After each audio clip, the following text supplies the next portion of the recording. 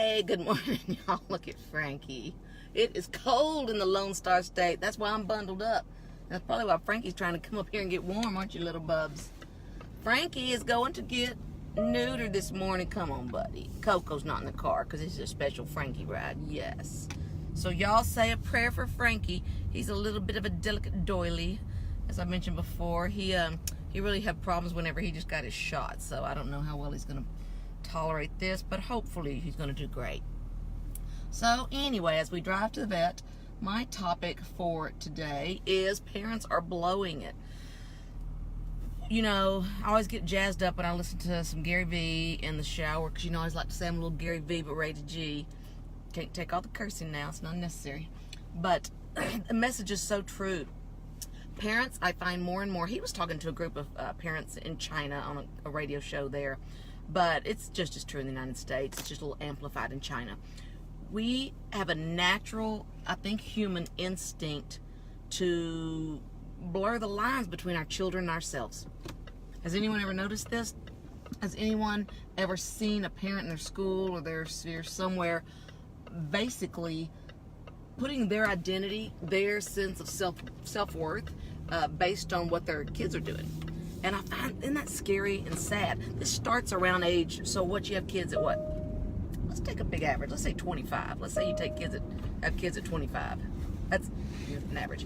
So at that point, I find so many people, maybe it's more women than men. I would think it is. I think it's more women than men at this age anyway. So at 25, I find so many moms start basing their identity on their child's accomplishments. I mean, I've been there. I felt that high. I felt that high of my kid winning the beauty pageant, you know, getting a good grade, whatever it was. And it's a very tempting lure, right? To start putting our self-worth onto what our kids are doing. I figured out just a few years into it that at some point I'm going to have to make a separation and understand that while my children are my DNA and I will give an arm for them, I'll give anything for them, there's no one more important to me than my children.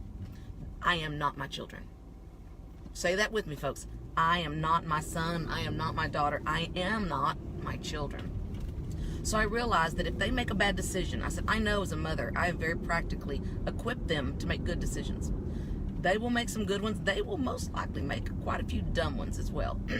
And I've told them, your dumb decisions will hurt me 100% because I will hurt when you hurt. But make no mistake, your dumb decisions will hurt you far worse. Far worse. If you want to see some real pain, it's going to be the repercussions and consequences you will draw from your decisions. So understand that 10 times the pain I'm going to feel, you're going to feel.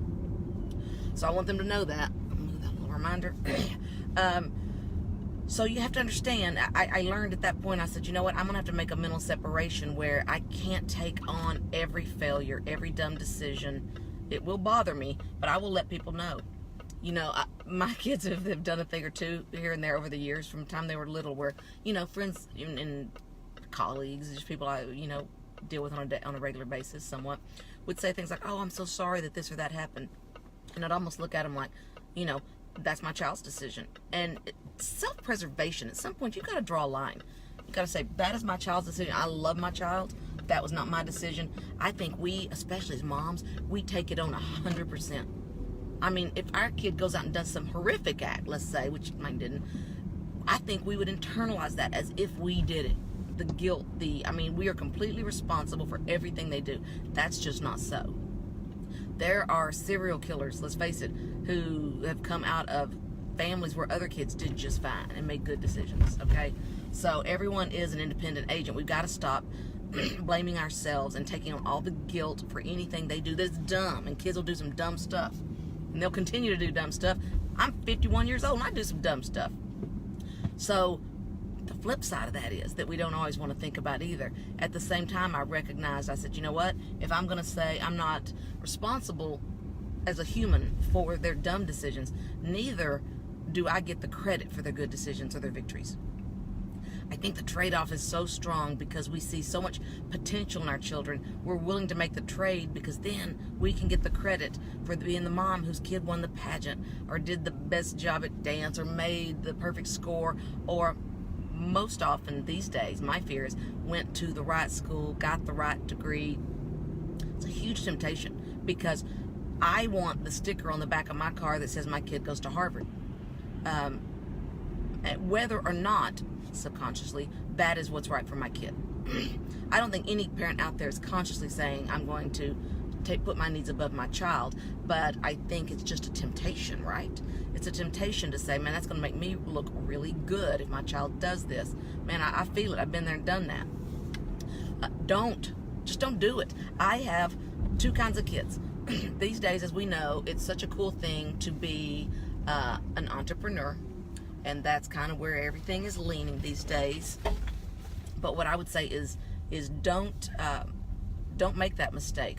Don't think that you need to lead all your kids because that's what's hip maybe right now. Instead of being the doctor back in the day, now it's to be an entrepreneur. I have two kids. One has entrepreneurship so deep in her veins, and I knew that for many years back. The other one, no interest in being an entrepreneur, no DNA for being an entrepreneur, no stomach for being an entrepreneur. She's at least as bright, if not brighter, than the other one on paper, and is very self-aware, very practical, and is self-aware enough to know she's not an entrepreneur and has no interest in that. It would be real easy for me as a legacy to want both of my kids to be entrepreneurs. I really struggle with myself to make sure I am having my ego step back and go, what is this kid good at? What does this kid love? You know, Savannah, many of you know, was at Pepperdine, and she switched to SMU for a little bit. People love to say, oh, you failed out of college. I'm like, she had A's and B's. She had one grade that wasn't good, and she'd already retaken that, and that was Calculus 2. But Calculus 1, she was one of 3 A's in the class. She was taking physics and engineering, the hardest classes on the planet, and she had good grades. We made a conscious decision that it just didn't make sense. I said, you will be an entrepreneur. So you are wasting time, effort, and money, and for you, connections and networking. She would say, she goes, do you know how much time with what I've spent on my classes I could have spent out networking? And she's one of the rare ones where she doesn't just use that as a buzzword. That's what she does all day, every day. She out networks me probably 3 to 1. So with her, I was willing to say the advice for you is completely different than it is for my other child, because you got the entrepreneurial chops. You won't be happy doing anything but. The other one is going to be happy in a completely different path. But I'll end with this. Here's when I knew that I felt like I was winning as a parent. She was out there in California, she on her own, being in physics and engineering and coming from a not super heavy science background. She laughed. She said in the first month she was asking questions and they were like, how'd you get in here? Because it was like, physics, this is tough stuff, this is deep. She was asking pretty basic things. I'll tell you, she ended the semester with a B- in college physics. I can't even imagine how hard that would have been. I said, I took hard classes as a lawyer. I never took a class where I was baffled at what they were even saying to me. She goes, sometimes I don't even know what they're trying to tell me. These words are so bizarre. But she hung in there. She got her grades. But she got them by finding a tutor in L.A., 30 minutes away from Pepperdine. She drove herself. I paid for it. But she arranged everything. And she told me she was spending she calculated 30 hours a week for that one class. And I will never forget, 30 hours a week for that one class. I wasn't telling her, Savannah, are you studying? Are you getting your classes? Are you getting it together? She had the self-awareness to know she needed 30 hours a week to get that B- in physics. So one time she made a 52 on a test, which turns out wasn't that big a deal because that was probably in the middle average of what the class made. So everything in physics is on a bell curve. But when we were talking about it, and I said, are you sure this is what you need to be doing? I mean, are we sure we're on the right path if we're making a 52? And I knew I was winning as a mother when she said to me these words. Instinctively and immediately with no thought, she said, I'll just have to work harder. And I said, if that's your attitude, you can win at physics, you can be an entrepreneur, you can rule the world. Because most people's instinct would be, the test was too hard, it was over the wrong materials, the teacher's not good, I was sick, right? The excuses, we all like to live in that excuse zone. So if you're living there, if your kid's living there, get them out of it. Get them out of it. It doesn't work. Work toward the day when your kid goes, I'll have to work harder. And I said, how much harder can you work than 30 hours a week for one class? That's impressive. And that's when I knew nobody's going to stop her. Because there was no putting it off on someone. There was no blame. It was all about, I need to do this. You know, it's all on me. And if you at 19 can say it's all on me and I'm not looking for a scapegoat, you have won, my friend. And if you can have your kid doing that because you don't encourage them from a little age to blame everybody else and say, oh, we're all winners, you are just as good as they are. Well, probably they aren't, okay? Maybe they're better than that kid at something else, but don't tell them all they're good at everything, because they're not.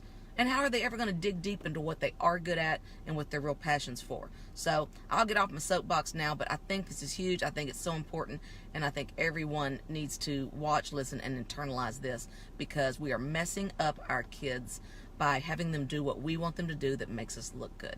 We got to stop it, and together I believe we will. Let's have them be on a real path to success and happiness, and not just what makes us look good at dinner parties, okay? So those of you just joining now, wish Frankie good luck. Go back and watch this one because it's a good one. It's got some stuff we all need to be reminded of.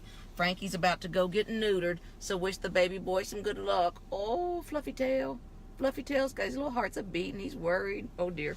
Okay, guys, I will let you know how it goes. Prayers for Frankie. See y'all later.